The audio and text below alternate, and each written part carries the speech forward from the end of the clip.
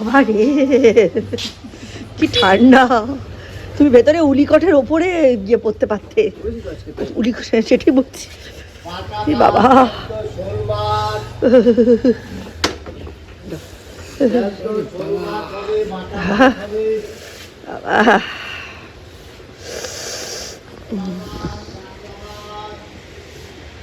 দুর্গা দুর্গা, জয় বজরংবলী, জয় বজরংবলী, জয় বজরংবলী।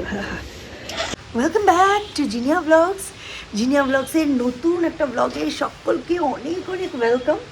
এখন বাজে 9টা, আর এখন থেকেই নতুন একটা ব্লগ শুরু করছি।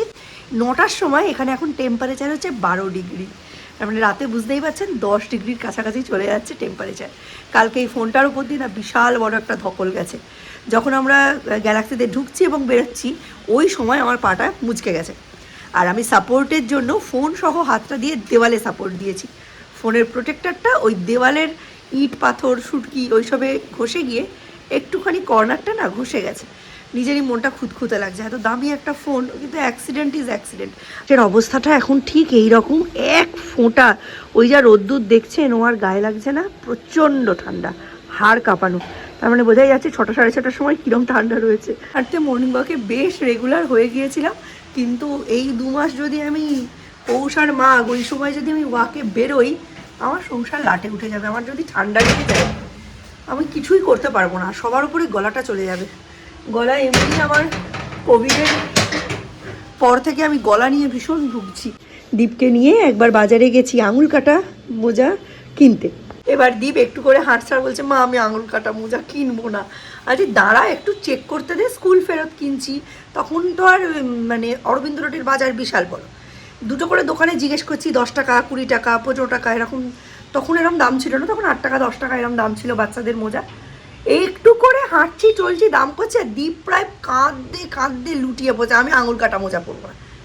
পরে বাড়ি এসে জানতে পারলাম ও ভেবেছে আঙুল কাটা মোজা মানে ওর আঙুলগুলো কেটে বাদ দিতে হবে পায়ের, তারপরে ওই মোজা পড়তে পারবে। ছোট ছোট বাচ্চাদের স্মৃতি যে কত মিষ্টি হয়। সেই দ্বীপ কত বড় হয়ে গেল, কয়েকদিন পর আমাদের ছেড়ে ও নিজের প্রফেশনাল লাইফের জন্য মানে আলাদা পড়াশোনা শুরু করবে। 12 অবধি আমরা নিজেদের ঘরে পাখিকে বেঁধে রাখতে পারি, তারপর কি আর পারি? পড়াশোনার জন্য, কেরিয়ারের জন্য, তার নিজের জীবন, তার বন্ধু বান্ধব, এইসব জগতে তাদের আলাদা ছেড়ে দিতে হয়। এবারে আমার খুব শ্রীরামপুর যাওয়ার ইচ্ছে ছিল, কিন্তু হচ্ছে না। মানে হবে কিনা তাও জানি না। দেখা যাক, যদি হয় দেখতেই পাবেন, আর যদি না হয় তাহলেও দেখতে পাবেন। টিকিট নিয়ে এখন ফিরছি। কি অবস্থা, লোকজন দেখলেই হাত তুলে বলছে চিন্তা নেই দিয়ে আসবো, মানে হচ্ছে পিকনিকের টাকা। লোকজনদের কাছে না নিজে সামনে দাঁড়ালে তোলাবাজ মনে হচ্ছে নিজেদের, যে আমরা তোলাবাজ। খালি দেখালেই হাত তুলে বলছে দিয়ে আসবো।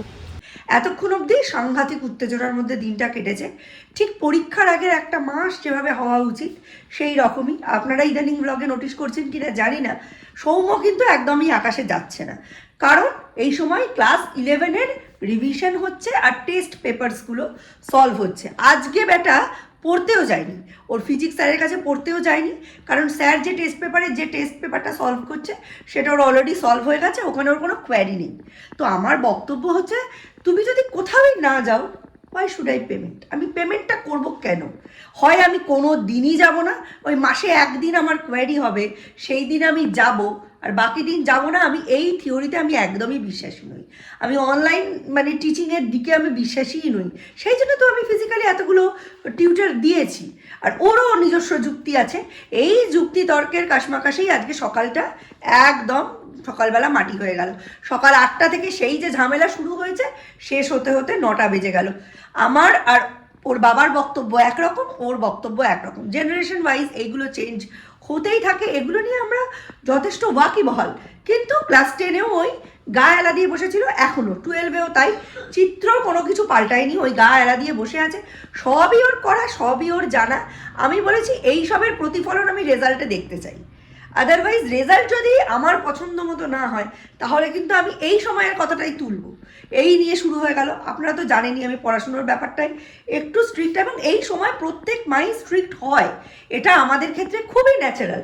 আমরা যদি দেখি এত লাখ লাখ টাকা পেমেন্ট করার পরও স্টুডেন্ট আকাশে যাচ্ছে না পড়তে, বা বাড়ির কোনো টিউটারদের কাছে পড়তে যাচ্ছে না, আমাদের কাছে পড়তে বসা সেটা ক্লাস 4 অবধি 5 অবধি চলে, কিন্তু টিউশনে যাওয়া, ফিজিক্যালি টিউশন টিচারের সামনে উপস্থিত হওয়া, তার আই কন্ট্যাক্ট, তার পয়েন্ট অফ ভিউ বোঝা, এটাকে রিপ্লাই দেওয়া, পুরনোগুলো ব্যাকআপে পড়ে তার কাছে কোনো প্রবলেম অ্যারাইজ হলে বলা, এটার সাবস্টিটিউট তো আর কিছু হতে পারে না। তো এই নিয়ে চললো খানিকক্ষণ। এখন আমার মনে পড়েছে যে মিস্টার বিশ্বাস টাকা দিয়ে গেছেন, আমাকে পেঁয়াজ আর আদা কিনতে যেতে হবে। তো এখন আমি বেরোনোর সময় আমার হট করে মনে পড়েছে যে আজকে তো স্যাটারডে, সৌর্যের যেহেতু স্কুল নেই না, কোনটা সানডে কোনটা মনডে, এখন রোজই হচ্ছে ক্রিসমাস ডে হয়ে গেছে, কোনো কিছু বুঝতে পারছি না। এভরিডে জিমন্যাস্টিক্স আছে, আর সৌর্য ওখানে মেলায় গেলেই ব্যাস ওই রাবারের তৈরি ওই বড় বড় বিন ব্যাগসের মতো ওইগুলোতে উঠে পড়ছে। কালকে পা মুচকেছে, তা সত্ত্বেও আজকে উঠবে মনে হয়, জানি না। মানে আমি কোনো ডেটের হিসাব পাচ্ছি না। এখন আমার মনে পড়লো যে ওদের 9:30 থেকে ডান্সের ক্লাস আছে, তাই ওকে ডান্স স্কুলে দিয়ে ফেরার পথে আমি ওই বাজারগুলো করব। আমি এখন রেডি হয়ে নিচ্ছি টুকটুক করে, কিন্তু বাড়ির এই পরিবেশটা না একদমই এক্সামিনেশন ফ্রেন্ডলি নেই এখন। পাটা কিরম টেনে টেনে হাঁটছে দেখুন। এদিকে যখনই ওই বিন ব্যাগসে উঠে লাফানোর কথা বলা হয় তখনই ও সম্পূর্ণ সুস্থ। মনটাও ভালো লাগে, আলো আলো সুন্দর, ঘরের ভেতরে জানলা দরজা বন্ধ, শ্যুট করতে ইচ্ছে করে না। নিউ স্টার টাটা, আমি ওপরেই ওখানেই আছি। টাটা কি, এই অনুষ্ঠান ছিল বলে বারণ করেছিল। ক্লাসটা বুধবারে হয়ে গেলেই কত ভালো হয়, প্রত্যেকের একটা ডিফারেন্ট একটা মানে রুটিন থাকে। হঠাৎ করে বুধবারে ক্লাস, শনিবার শুক্রবার এরকম ফেললে তো সকলেরই অসুবিধা হতে পারে না।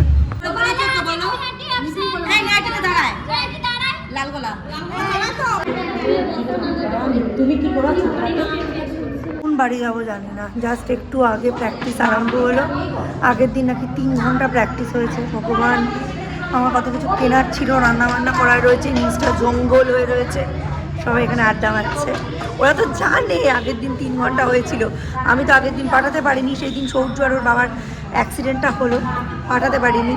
এখন দেখা যাক কী যে হবে, আমি বুঝতে পারছি না কখন বাড়ি যাব, কখন রান্নাবান্না করবো। বিকেলে আবার জিমন্যাস্টিক্স আছে, ওখানে ছুটি নেই। আর এখন এখানে জোর সোর্সে প্র্যাকটিস হবে, কারণ জানুয়ারি মাসের 18 তারিখে হচ্ছে আমাদের প্রোগ্রাম রানাঘাটে। দেখেছো এখানে প্যান্ডেল হচ্ছে, এখানে কোনো একটা অনুষ্ঠান আছে। এই বুধবারগুলো অনুষ্ঠানের জন্য ব্লক হয়ে গেলে তখনই আমাদের এই এক্সট্রা ক্লাস শনিবার টনিবার পড়ে যায়, এটাই মুশকিল। চলো একবার বেরোবো, এরা সব চা খেতে যাবে, মিলে এখন চা কফি টফি খেতে যাবে, আমরাও যাবো। কি করবো বসে থেকে, তারপর আমার একটু আদা পেঁয়াজও কেনার আছে, ওগুলোও কিনবো। সকালে তোমাদের অনেক কথাই বলেছিলাম, কিন্তু স্টোরেজের সমস্যার জন্য ডিলিট হয়ে গেছে। এবার আমি দেখবো যে কতটা কি ডিলিট হয়েছে, কতটা ক্যাপচার হয়েছে, সেই বুঝে তোমাদের সঙ্গে আবার শেয়ার করবো। আমরা বেরিয়ে পড়েছি, এখন চা খাবো। কাছাকাছি কোথায় আছে ভালো, সস্তায় পুষ্টিকর কোথায় আছে বল? খাবো চা। এই রে বাইরে বেরিয়ে আমি এনার্জি পেয়ে গেছি। হ্যাঁ, কোথায় যাচ্ছে চা খেতে? আমি তো চিনি না। ও আচ্ছা, 2 টাকার হাঁটবো। কোথায় 10 টাকার বদলে 8 টাকায় খাওয়াবে বলে নিয়ে যাচ্ছে 2 টাকার হেঁটে। তীর্থস্থানে আসবে ওই জন্য এতক্ষণ ধরে হাঁটালো। আচ্ছা,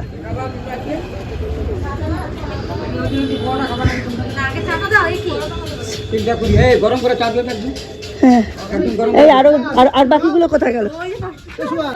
এটা 10-এর, এটা 10-এর। 3টে 20।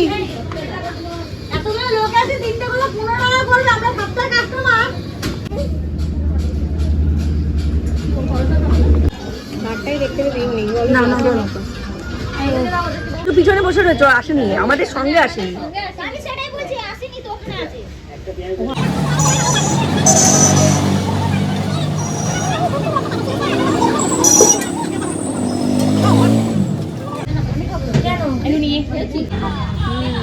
আমরা এখানে সবাই মিলে চা খেলাম, কয়েকজন একটু তরকারি কচুরি টচুরি খেলো, কারণ ওদের বাড়ি যেতে অনেক দেরি হবে। এবার দেখো সব চায়ের কাপগুলো নিয়ে নিয়েছি এখানে, যেরকমটা কালার করবো করে ডেকোরেশনের জন্য লাগাবো বা নিজে খাবো চা, ভালো লাগে।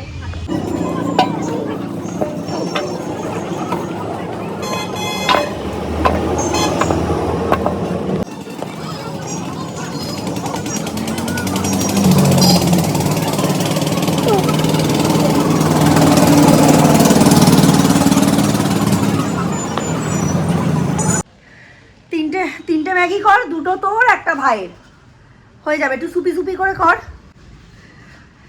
আমি এখন বাকি জিনিস অর্গানাইজিংয়ের কাজে লেগে যাব। টিফিনটা ওরা নিজেরাই করে নেবে, দীপ করে দেবে। ফোনটা চার্জে দিতে হবে, এই জামা কাপড়গুলো সব রোদে দিতে হবে। এগুলো কালকে রোদ্দুর খেয়ে হাফ শুকিয়েছে, হাফ শুকায়নি। ওদের দুজনকে ম্যাগি করে দিলাম, আমিই করে দিলাম। দীপের এত দেরি হচ্ছিল যে দীপ চেঁচামেচি করছিল। হ্যাঁ, ফ্যান বন্ধ করে দিচ্ছি, ম্যাগি গরম। পুরোনো জামা কাপড় সব কিছু রোদে দিচ্ছি, আর এক রাউন্ড জামা কাপড় আরও কাঁচা হচ্ছে। এটা কাঁচা হয়ে গেলে যে জলটা থাকবে ওটার মধ্যে আবার ওই ফ্রিজের সামনে, সোফার সামনে, রান্নাঘরের ভেতরে যে শতরঞ্চিগুলো পাতি, ওগুলো একবার ঘুরিয়ে নিয়ে রোদে দিয়ে দেবো। প্রচুর কাজ থাকে, একা বাড়িতে কাজ কম। আমার না ডিমের ঝোল করা আছে, দেখি ডাল করা আছে, একটু ভাজা করে দিলে হয়ে যাবে। মটর ডাল ভিজানো আছে, কাল রাতে ভিজিয়েছিলাম, ভেবেছিলাম বড়া করতে লাগবে, তারপর দেখলাম ওরা পাঁপড় ভাজা দিয়ে খেয়ে নিল, ওই জন্য আমি আর মটর ডালগুলো আর বড়াটা করিনি। আজকে বড়াটা করে দেবো। কালকে জামা কাপড়গুলো সবই শুকিয়ে গেছে, একটু তাতিয়ে নিলে তারপর ভাঁজ করলে ভালো লাগবে। আর কালকে একটা বড় কাজ করেছি, কালকে রান্নাঘরে যত ক্যাবিনেট আছে সেই ক্যাবিনেটের গুঁড়োর মধ্যে ন্যাপথালিনের গুঁড়ো দিয়েছি।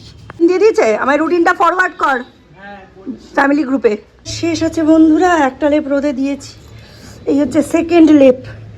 লেপ রোদে দিতে ভয় লাগে জানেন, এখানে এসে হুলোগুলো শুয়ে থাকবে। টোটাল 3টে লেপ তোলা হয়ে গেল। এই জামা কাপড়গুলো একটু গরম হলে এগুলো তুলে ভাঁজ করে নেবো। বাবুর ঘরের আজকে জানলাটা খুলবো, ওখানে জানলা খুললে না এই দিক থেকে প্রচুর প্রচুর মশা এসে ঘরের ভেতর ঢুকে থাকে। এই যে সূর্য বসে আছে, ভেতরটা ঠান্ডা ঠান্ডা অন্ধকার, তো মশায় ছিঁড়ে খাচ্ছিল, মশার ধূপ দিয়ে দিলাম। ওপরে একটা ধূপ দিলেই, যেহেতু ওপরটা বন্ধ থাকে, কাজ হয়।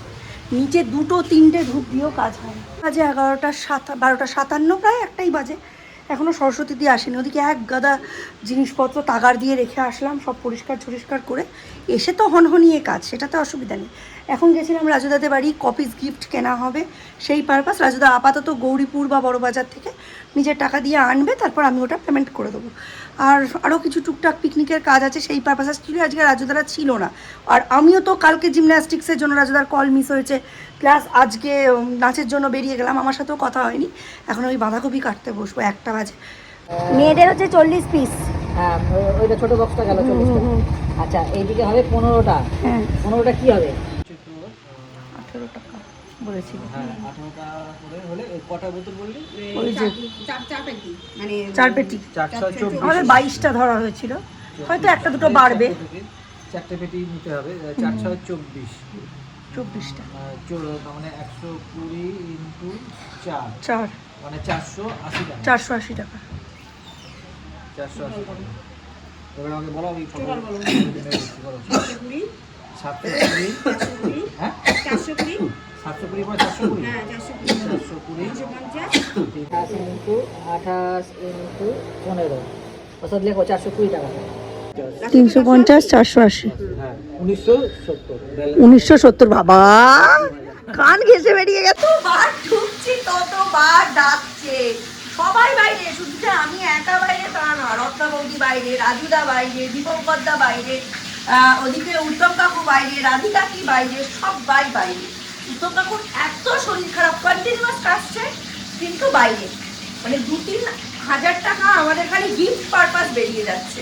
মানে যারা পিকনিক করেছে তাদের একটা গ্র্যাটিটিউড গিফট। আমরা তো বিশাল কিছু গিফট দিতে পারবো না, পিকনিকের বাজেট থেকে বাঁচিয়ে সকলের হাতে হাতে যেন এই পিকনিকটা যে মেমোরেবল, তার জন্য একটা ছোট্ট গিফট, আর টোকেন অফ অ্যাপ্রিসিয়েশন। আর ডেটশিট দিয়ে দিয়েছে বলে আমি নিজে নিজে রোদে দিয়েছি, তোকে আমি কোনোভাবে বিরক্ত করিনি। তুলতে তোকেই হবে। আমার ছেলেকে প্যাতলা ঝোল খাওয়াতে হবে, প্যাতলা ঝোল।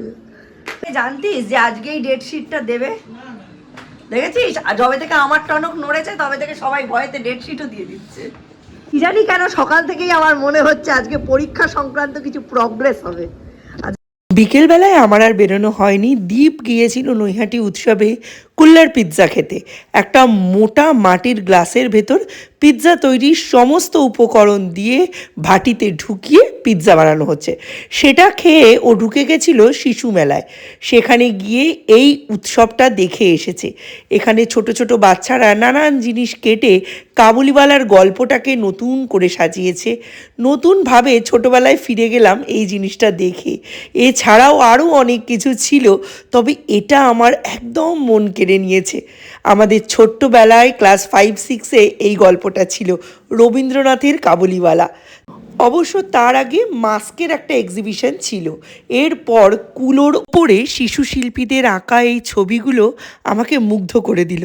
আজকে আমার বেরোনোর কথা ছিল, কিন্তু আমি বেরোতে পারিনি। দীপ বেরোবে, আমি আর কি করে সৌর্যকে একা রেখে বেরোবো? আর সৌর্যের যা পায়ের কন্ডিশন, ওকে আজকের দিনটা রেস্ট দেওয়াই ঠিক হবে। আর এখানে রয়েছে নৈহাটির সমস্ত আঁকার স্কুলের ছাত্রছাত্রীদের হাতের আঁকা। ভাবছিলাম বেরোবো, বেরিয়েও ছিলাম, কিন্তু সব কাজ হলো না। আজকে মেনলি বিকেলে যে কারণে বেরোনো ছিল সেটা হচ্ছে একটা গিফট আনার ছিল, আর হচ্ছে বাচ্চাদের গিফটগুলো প্যাক করানো ছিল। কিন্তু আজকে দীপ আবার গেল নৈহাটি উৎসবে।